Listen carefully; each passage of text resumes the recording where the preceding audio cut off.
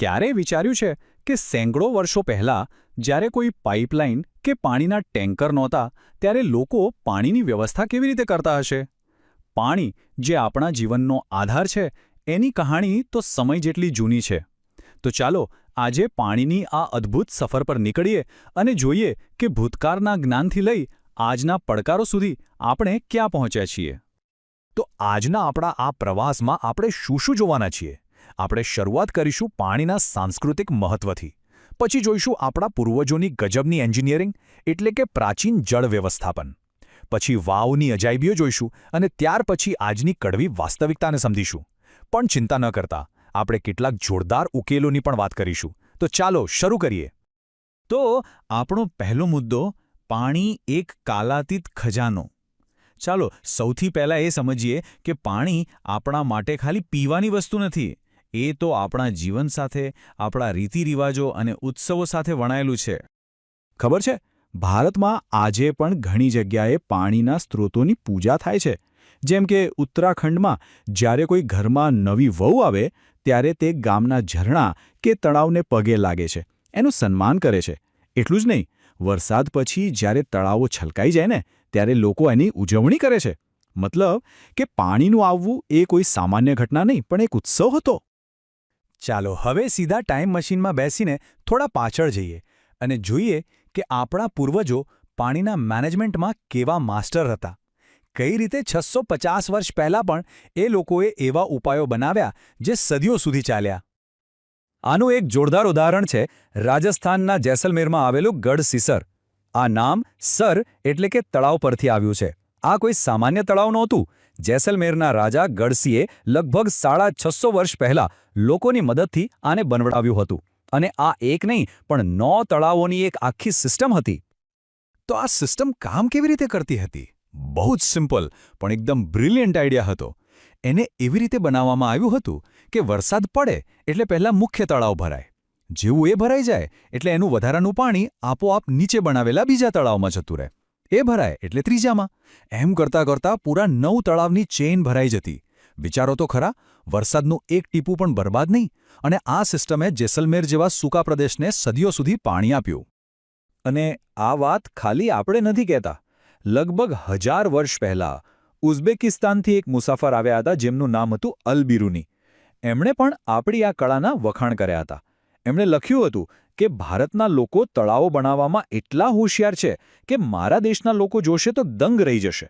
મતલબ કે આપણી એન્જિનિયરિંગ સ્કિલ્સની નોંધ આખી દુનિયા લેતી હતી. તળાવો તો હતા જ, પણ એ સિવાય પણ એક ગજબની રચના હતી જે ખાસ કરીને ગુજરાત અને રાજસ્થાનમાં જોવા મળે છે. આપણો ત્રીજો મુદ્દો, આપણી અદ્ભુત વાવ. હવે વાવ એટલે શું? સાદી ભાષામાં કહીએ તો પગથિયાવાળો કૂવો.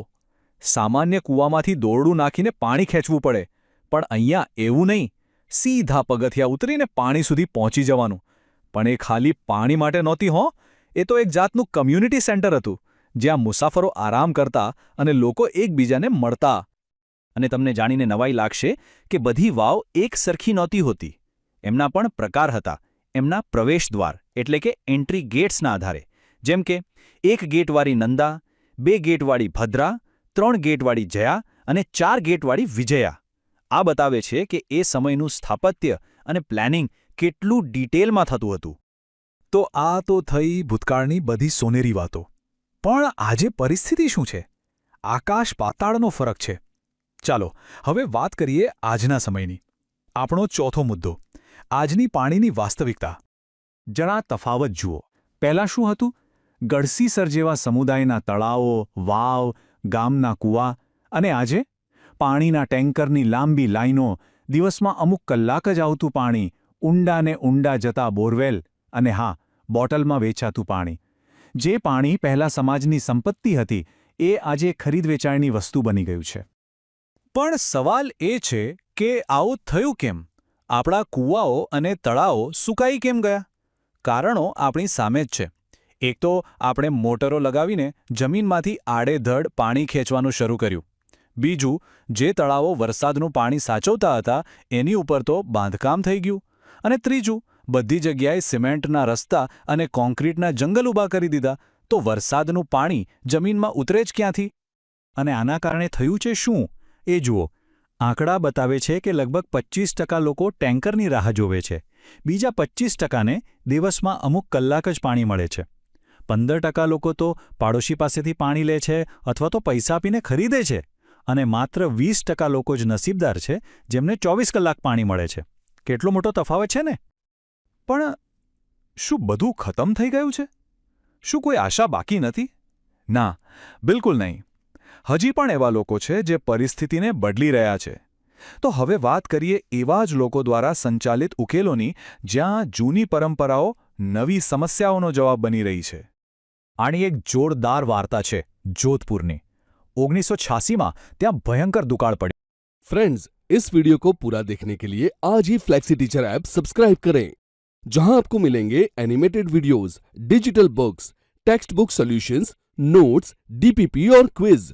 और हाँ, flexi teacher app mobile, TV और कंप्यूटर पर अवेलेबल है। और अगर आपके पास इंटरनेट नहीं है तो तुरंत ऑफलाइन सेट टॉप बॉक्स के लिए संपर्क करें। Flexi teacher, the one you needed.